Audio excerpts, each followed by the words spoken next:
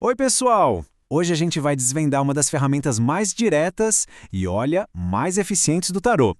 É um método clássico, perfeito para trazer aquela luz nos momentos de decisão. Então se preparem para decifrar o método Peladan. Quem nunca passou por isso, né? Aquele momento em que a gente para numa encruzilhada com mil coisas na cabeça, tentando analisar todos os prós e contras para saber que passo dar. É exatamente nessas horas que uma boa ferramenta de autoconhecimento faz uma diferença gigante.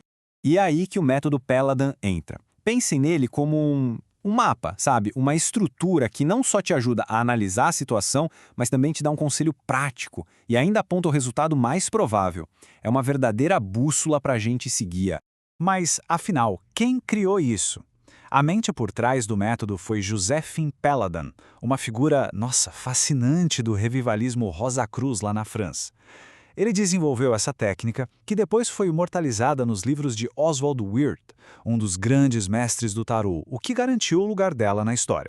Ok, então vamos ao que interessa. Como é que essas 5 cartas se organizam para dar um panorama tão claro? A genialidade do método está nisso. Ele é super simples na forma, mas tem uma profundidade de análise incrível.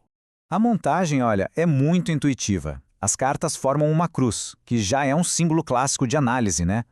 A primeira vai para a esquerda, a segunda para a direita, a terceira para cima, a quarta para baixo e, por fim, a quinta carta que pousa bem ali no centro, conectando tudo. Agora aqui está o coração do método. Cada posição tem uma função bem específica. A da esquerda mostra o que está jogando a favor. A da direita, os obstáculos, os desafios. A carta de cima é o conselho, tipo a melhor ação a se tomar. A de baixo mostra a tendência, o futuro mais provável. E a do centro? Essa é a síntese, o verdadeiro X da questão.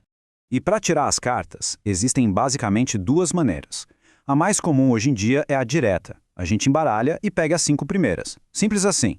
Mas o método original do Peladan era numerológico, onde as 4 primeiras cartas são sorteadas e a quinta, que é a mais importante, é calculada a partir da soma delas.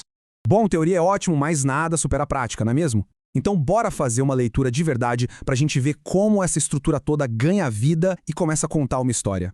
A pergunta é um clássico, bem direta, objetiva e, claro, carrega uma baita carga emocional. É o cenário perfeito para a gente testar a clareza que o método Peladan promete.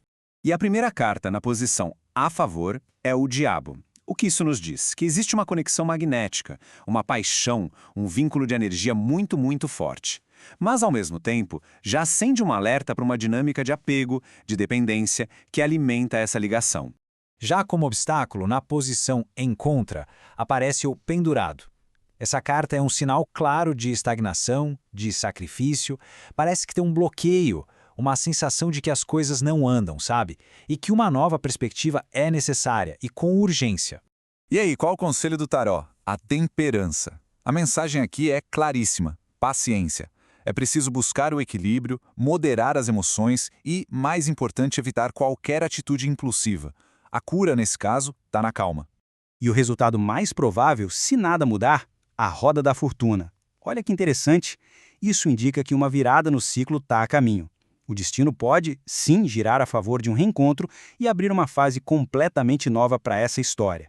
Agora, para a carta de síntese, vamos para o método original, o do cálculo. É bem simples. A gente soma os números das 4 cartas, 15 do Diabo, mais 12 do Pendurado, mais 14 da Temperança e 10 da Roda, o que dá um total de 51. E como 51 é um número maior que 22, que é o número do último arcano maior, a gente faz uma coisinha chamada redução teosófica. É só somar os dígitos do resultado, 5 mais 1, que nos leva a um número final, 6. E o arcano de número 6 é os enamorados. Então o ponto crucial é esse. O centro da questão não é sobre destino, é sobre escolha. A decisão final, seja ela qual for, vai vir do coração, dos sentimentos envolvidos. É uma questão de livre-arbítrio no fim das contas. Impressionante como a história se encaixa, né? Agora, para fechar com chave de ouro, vamos a algumas dicas fundamentais para garantir que qualquer leitura com este método seja sempre clara e poderosa. Então, lembrem-se sempre, a clareza da resposta vem da clareza da pergunta. E não interpretem as cartas de forma isolada. Elas estão contando uma história juntas. E a síntese é o capítulo final que dá sentido a tudo. E claro, né? Praticar, praticar e praticar é o que leva à maestria. E para a gente terminar, fica aqui um pensamento que é talvez o mais importante de todos. A carta do resultado nunca, jamais é um destino selado. Ela é uma tendência, uma fotografia do momento. O poder de verdade está na carta do conselho, porque é a ação que a gente toma hoje que vai moldar o amanhã. A orientação está ali, mas a escolha vai ser sempre nossa,